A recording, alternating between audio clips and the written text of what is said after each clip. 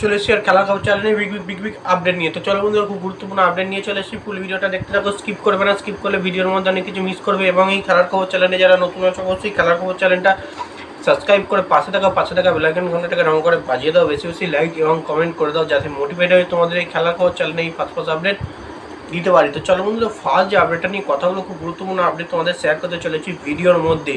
তো ফার্স্ট আপডেটটাই হচ্ছে এমবিএসজি শিবিরের প্লেয়ার সাহাল আব্দুল সামাদকে নিয়ে। তো এমবিএসজি শিবিরের প্লেয়ার সাহাল আব্দুল সামাদকে নিয়ে যে কথাটা বলবো সেটা হচ্ছে, সাহাল আব্দুল সামাদ কিন্তু এই মরশুমে এই সময় কিন্তু সে তার সেরা ফর্মে রয়েছে, মানে সেরা ছন্দেটা সে কিন্তু এই মরশুমে তিনি রয়েছে। তার যে পুরনো খেলা, পুরনো ছন্দ, তার 90 মিনিটই মাঠে থাকা, কোচ বাধ্য হয়ে তাকে 90 মিনিট মাঠে রাখতে বাধ্য হওয়া, সেটা কিন্তু এই মরশুমে আমরা দেখছি। যেটা আমরা দেখতাম কেরালা ব্লাস্টারের আন্ডারে, মোহনবাগানের আন্ডারে অবশ্যই সাহাল আব্দুল সামাদ ভালো খেলেছে। তার পুরনো যে ফর্ম পুরোপুরিটা সে ফিরে পায়নি, সেটা হচ্ছে এখন ফিরে পেয়েছে পানাজিউটিসের তত্ত্বাবধানে। তো দুর্দান্ত গোল করে মোহনবাগানকে এগিয়ে দিয়েছে। মোহনবাগানের হয়ে ম্যাচের মধ্যে প্রথম গোল এবং একমাত্র গোলটা কিন্তু সাহাল আব্দুল সামাদই করেছে। তার ছন্দ কিন্তু সলিড আছে। এই ফর্ম যাতে সে ধরে রাখতে পারে, সেরকমই কিন্তু কোচকে দায়িত্ব নিতে হবে এবং সাহাল আব্দুল সামাদকে অবশ্যই গেম টাইম দিতে হবে। এবং সাহাল আব্দুল সামাদের পা থেকে কিন্তু আমরা এর আগে কিন্তু অবধারিত দুর্দান্ত একটা গোল কিন্তু আমরা দেখেছি। অনেকটা লং রেঞ্জ থেকেও তার পা থেকে গোল দেখেছি। তো সেক্ষেত্রে Sahal Abdul Samad as a Indian সেরা ফুটবলার, সে লেজেন্ড। তো খেলা দেখলেই বোঝা যায়। তো যাই হোক, সাহাল আব্দুল সামাদকে নিয়ে এই আপডেট ছিল। এবার নেক্সট যে আপডেটটা নিয়ে কথা বলো, খুব গুরুত্বপূর্ণ আপডেট, সেটা হচ্ছে খুব কিন্তু রেগে গেল কাল ম্যাচ শেষের পর এমবিএসজি শিবিরের কর্মকর্তা দেবাশিস দত্ত। তো প্রেস কনফারেন্সে বলেন আসল রাগের কারণ হচ্ছে, বড়সড় কারণই হচ্ছে রেফারি। তিনি বললেন রেফারি জঘন্য করেছে। আমাদের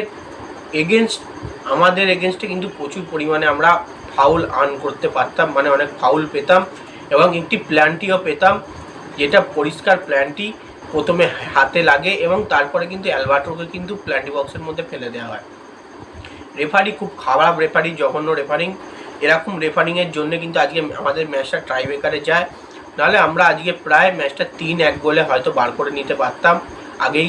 কারণ দুটো প্ল্যান্টি আমাদের মিস, একটা তো অবধারিত প্ল্যান্টি মিস দিয়েছে, পরিষ্কার হাতে লাগছে বল, বডির সঙ্গে কোনো রকমই কন্ট্যাক্ট ছিল না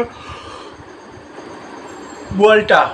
সেক্ষেত্রে আমিও বলছি তো অবশ্যই প্ল্যানটি ছিল, কারণ তো বলটার সঙ্গে হাতটা শরীরের সঙ্গে কোনো রকমই একসঙ্গে অ্যাটাচে ছিল না, শরীর থেকে অনেকটা দূরে ছিল। তো সেক্ষেত্রে বলটা যেহেতু হাতে লেগেছে, অবধারিত প্ল্যানটি, সেটা কোচের দৃষ্টিকটু হয়েছে। কোচ দেখতে, এই রেফারি দৃষ্টিকটু হয়েছে, রেফারি দেখতে পায়নি।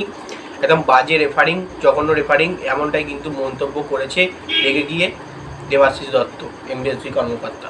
এবার নেক্সট যে আপডেটটা নিয়ে কথা বলবো, খুব গুরুত্বপূর্ণ আপডেট, সেটা হচ্ছে নর্থ ইস্ট ইউনাইটেডের স্ট্রাইকিং লাইনের বিদেশি প্লেয়ার আলাদিন আইজারে কি শুরু করেছে ভাই, পুরোপুরি আগুন জ্বালাচ্ছে।